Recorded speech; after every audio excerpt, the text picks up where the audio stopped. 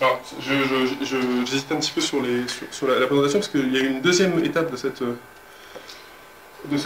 travail-là, et j'avais eu l'occasion de rencontrer le type du Guardian qui avait monté l'affaire, et il disait qu'ils avaient changé la façon de présenter pour que ce soit plus simple pour les internautes. Et ça, c'est une vraie leçon. C'est-à-dire qu'à partir du moment où vous demandez aux internautes de participer à un travail de validation, de vérification, de classification, vous devez leur poser les questions les plus directes et les plus logiques possibles, et leur donner des critères durs aussi. Donc, leur dire oui ou non, est-ce que le document il est comme ci ou comme ça.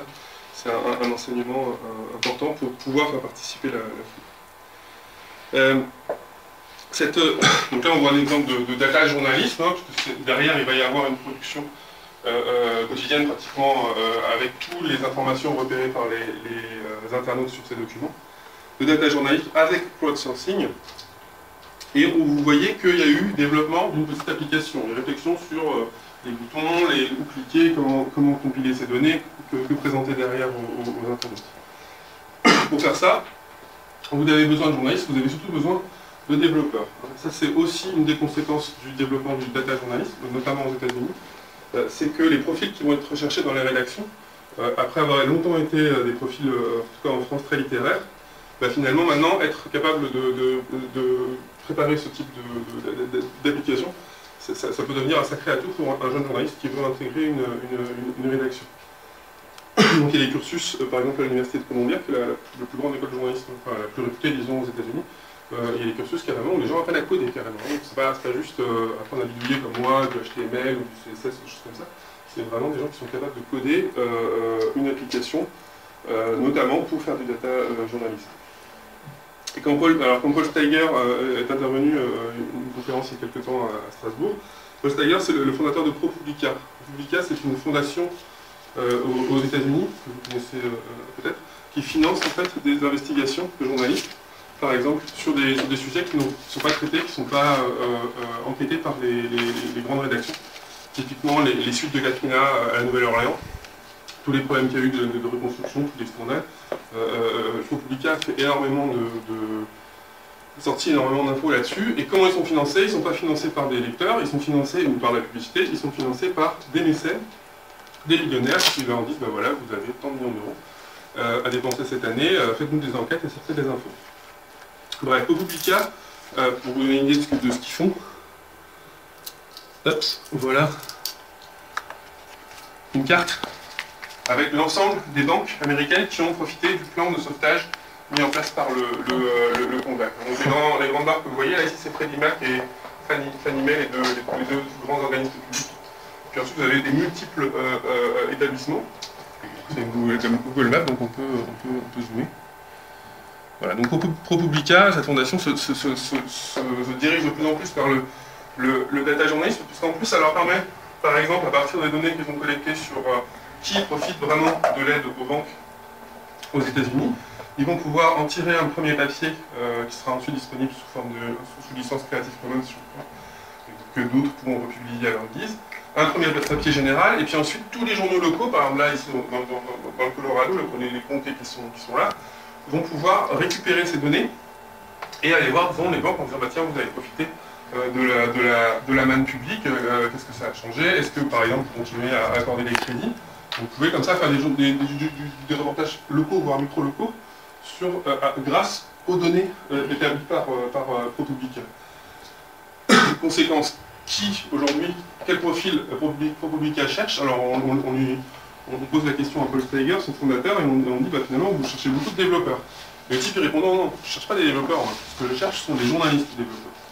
Et vous voyez bien comme ça que la spécialisation de journaliste développeur va à mon avis s'imposer, en tout cas pour tout le monde évidemment, vous n'avez pas des développeurs ou 20 heures de téléphone, mais en coulisses dans les rédactions vous allez avoir ce type de profil.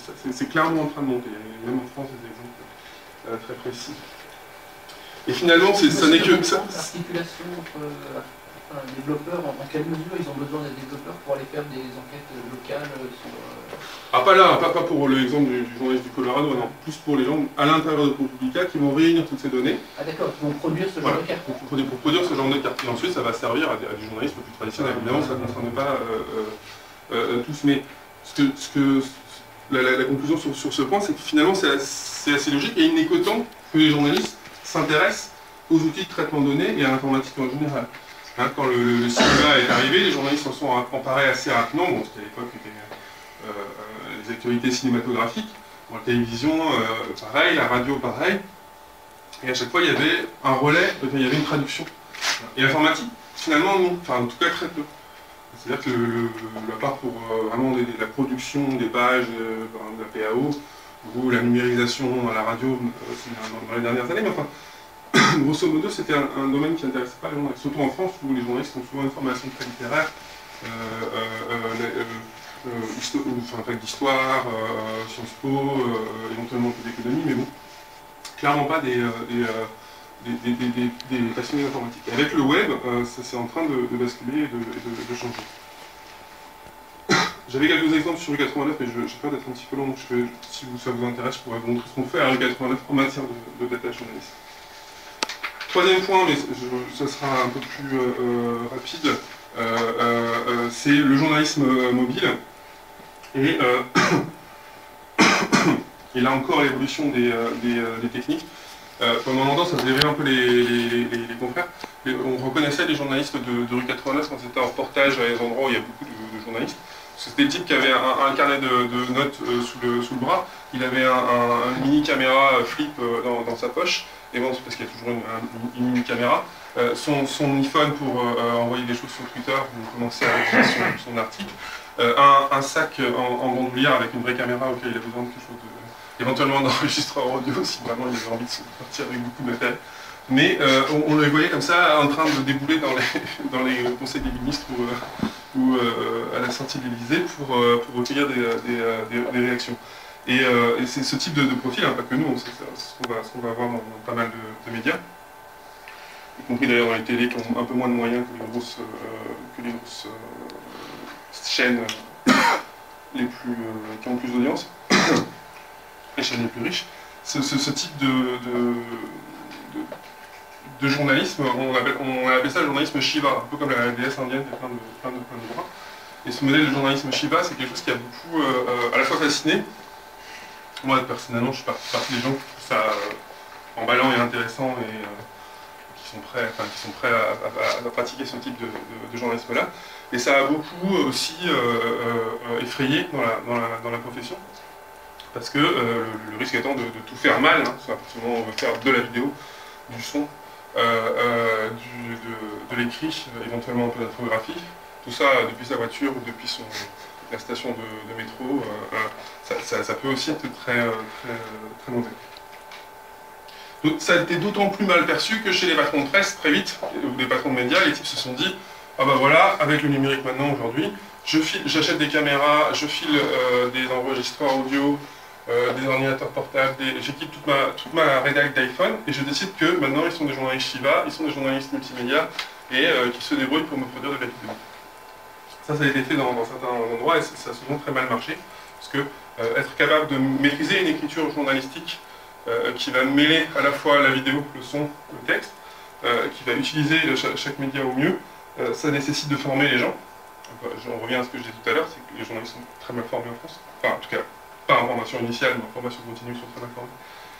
De choisir des équipements et d'assurer la maintenance de ces équipements, hein, c'est bien beau d'avoir des caméras, mais il faut vérifier qu'elles marchent, qu'il y ait des micros avec, qu'il y ait des piles, que tout le monde y ait accès quand il part en reportage quelque part. Et surtout, le plus important, c'est de réfléchir au format et de réfléchir à ce qu'on veut faire avec chacun des médias.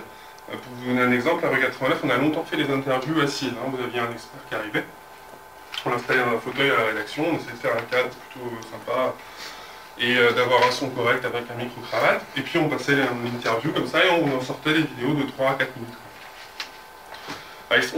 On s'est aperçu assez rapidement que ça ne marche pas du tout, parce qu'en fait, parmi tous les gens qui cliquaient sur l'article, une partie très limitée des gens regardaient la vidéo. La plupart du temps, les gens y lisaient, ils voulaient se faire une idée du discours de l'expert, du discours de la personne. Et à part pour de très rares personnalités particulièrement passionnantes, particulièrement médiatiques, je sais pas, des gens comme Michel Onfray, ou comme peut-être Attali, ou peut-être des gens qui ont une capacité de récit assez grande.